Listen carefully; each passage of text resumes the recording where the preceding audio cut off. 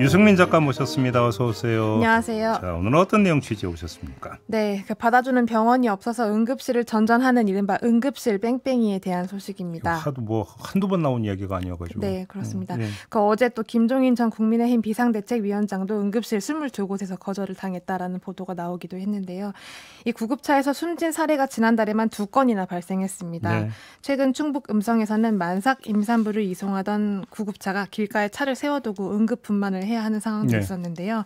이런 사례가 반복되다 보니까 일부 대원들 사이에서는 최후의 수단이 등장했습니다. 최후의 수단? 네. 그 뭔데요? 그게 이제 병원은 정당한 사유가 있으면 119 구급차를 거부할 수 있습니다.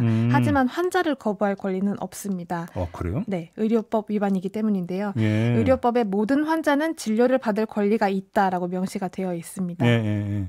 그래서 환자가 응급실에 직접 가면 거부를 할 방법이 없는 겁니다. 돌아가라고 할 수가 없어요? 네, 없습니다. 그래요? 일단 번호표를 주든 대기를 시키든 거부를 할 권리는 없는 겁니다.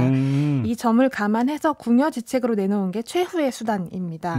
이를테면 거동이 조금이라도 가능한 환자라면 구급차에서 내려서 직접 가시라, 내원을 하시라라고 안내를 하는 식인 건데요. 근데 119 구급대원이 전화 걸어서 거기 갈 수 있나라고 하면 이건 거절할 수 있고. 예, 그렇습니다. 예. 이게 사실 구급대원이 환자한테 내원을 직접 하시라라고 하는 게 좀 모순으로 들릴 수도 있지만 현실적으로 의사 앞에 환자를 데려가기 위한 가장 빠른 수단인 겁니다. 지금 법이 어떻게 됐는데 그럼 119 같은 경우는 거부할 수 있다고 얘기가 나오는 거예요? 정당한 사유가 있으면 거부를 할 수 있다고 하는데 예. 다만 이제 그 사유를 통보를 해야 한다까지가 응급의료법에 적혀 있는 사항입니다. 네. 구급대원은 현재 수용이 가능하다라고 표시가 된 병원에 전화를 하는 건데요. 네. 막상 연락을 하면 안 받겠다라는 답변을 듣는 겁니다. 이유도 여러 가지인데 가령 초진 환자는 안 받겠다. 왜 이런 지역까지 멀리 오느냐. 의사가 없다라는 이유가 있는데 네. 이건 그나마 이유를 말하는 편에 속합니다. 네. 다짜고짜 거부하는 경우가 훨씬 많다고 하는데요. 네. 실제 구급대원과 병원 측의 통화를 한번 들어보시겠습니다. 네, 구급대원입니다. 환자 문의 좀 안되고요. 네, 그 병상이 다 있다고 돼 있어가지고 저희 사람 많아요 지금. 알겠습니다. 구성을 안 할 뿐입니다. 예. 사람 많아서 안 된다? 네. 이 구급대원이라는 말을 듣자마자 안 받습니다라고 바로 대답을 한 건데요. 네. 환자의 상태를 파악하기도 전에 이제 거절을 한 거고요. 또 다른 사례는 뇌졸중 의심 환자였습니다. 여러 차례 거절을 당하고 새롭게 병원에 수소문을 하는 상황이었는데 네. 한번 들어보시겠습니다. 예, 안 된다 해가지고 그래요. 지금 되는 병원 뇌졸중 불가로 돼 있어요. 신경계통 불가로 돼 있어요. 저희 타기에 구급정보에. 그 근처 다른 병원도 있지 않나요?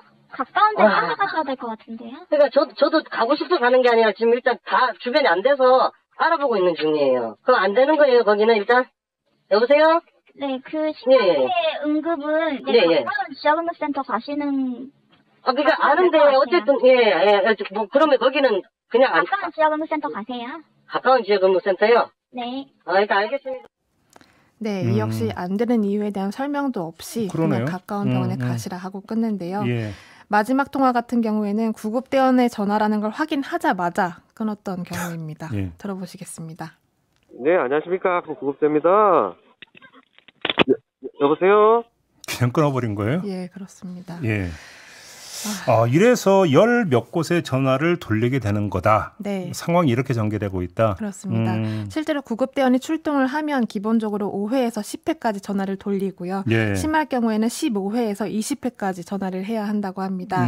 그런데 이렇게 병원을 알아보는 동안 환자와 보호자는 옆에서 굉장히 답답할 수밖에 없는 상황인데요. 좀 전에 뇌졸중 얘기는 이건 시간이 있으니까 생명인데. 예.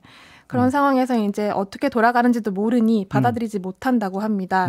그래서 벌어지는 일이 스피커폰 통화입니다. 네. 이 현장에 출동하는 구급대원의 이야기를 직접 들어보시겠습니다. 저희가 병원에 전화했는데 응급실에서 오지 말라고 한다, 못 받는다고 한다라고 얘기를 해도 환자나 보호자는 그럴 리가 없다. 우리가 맨날 다닌 병원인데 어떻게 오지 말라고 하냐 이렇게 얘기를 하기 때문에 병원 간호사가 만약 환자나 보호자가 듣고 있다고 생각하면 좀 더 친절하게 할 텐데 네. 평상시에 저희한테 하는 그거를 아예 그냥 필터 없이 보여주기 위해서 이제 스피커 상태로 이제 통화를 하거든요. 그러니까 119 구급대원이 거절당하는 걸 스피커폰으로 환자나 가족에게 직접 듣게 한다. 네. 그래야 이제 환자와 보호자도 이 사태의 심각성을 인식을 하고 네. 그러면 병원이 안 받아주는 게 맞구나. 어떻게 해야 하지라고 했을 때 구급대원이 선택지를 알려주는 겁니다. 그래요? 네. 그 방법이 가장 현실적인 건데요. 예. 그 119 구급차로 이제 그러니까 병원에 직접 내원을 하시라라고 했을 때 이제 그럼 데려다 주세요라고 말하는 보호자와 환자도 있다고 합니다. 병원 그렇죠. 친척까지. 근데 그럴 경우에는 병원에서 클레임이 들어온다고 합니다. 구급차가 환자를 버리고 갔다라는 민원이 들어오기도 그렇게 한다고. 온다고요? 예. 네.